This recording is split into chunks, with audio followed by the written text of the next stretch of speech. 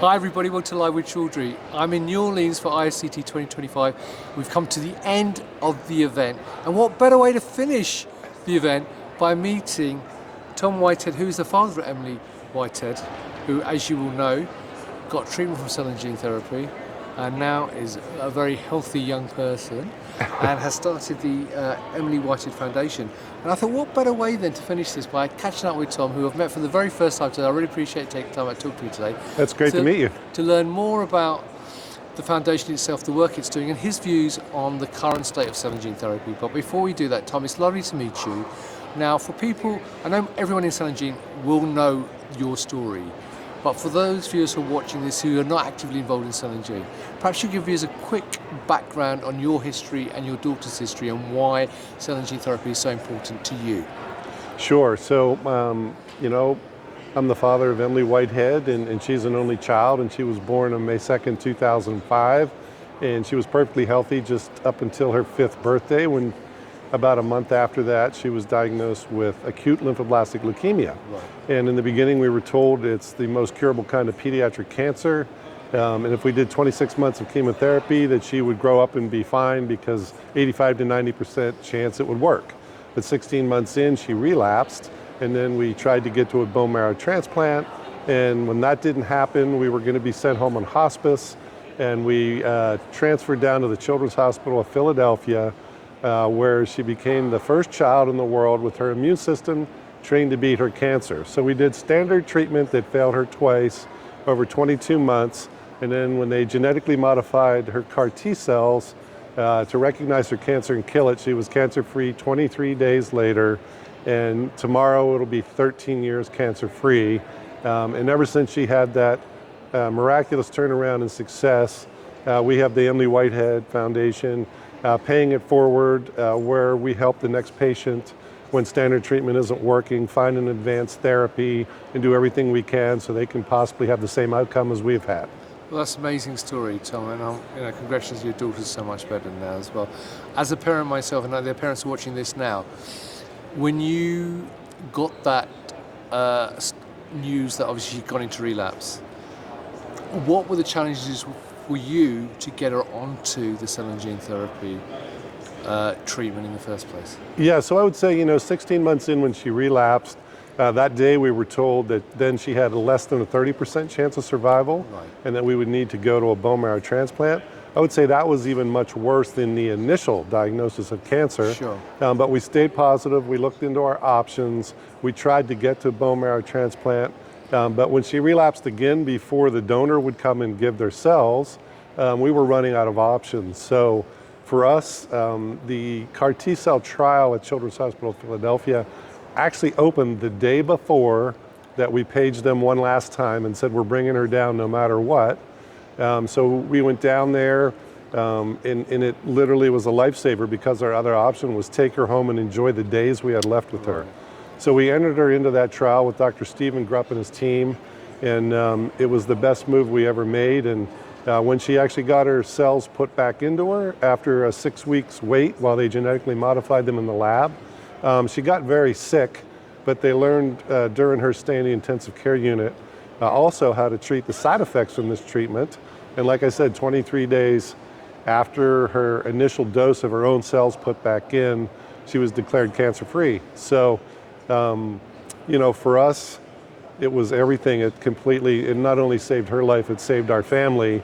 And we're so thankful for that again, every day our goal is to pay it forward now and do whatever we can to help somebody else have the same outcome. Because a lot of the children Emily played with at the hospital, their parents were fighting just as hard as we were, and they didn't have a good outcome, and that was very heartbreaking.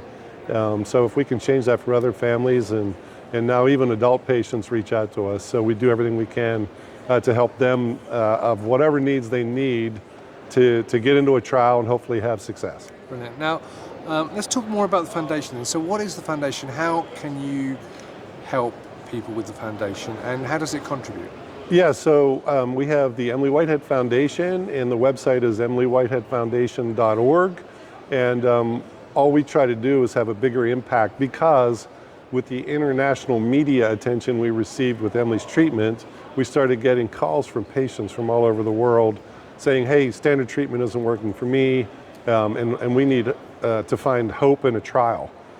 So that's what we do. We do everything we can to advocate for these new trials to get open and to be available and know about them, so when a patient reaches out to us, that we can help them find maybe an experimental trial rather than going straight to hospice.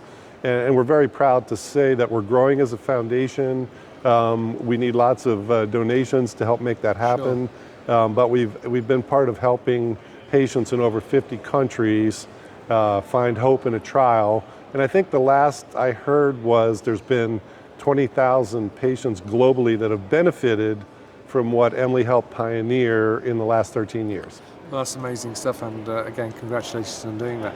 Now, obviously, you're here at ISCT, and I know you will go to a lot of events, and you just said there, you sort of keep your ear out in terms of the trials that are going on. So from your perspective, over the years, how have you seen the industry change and the accessibility, if you like, for patients to get cell and gene therapy treatment?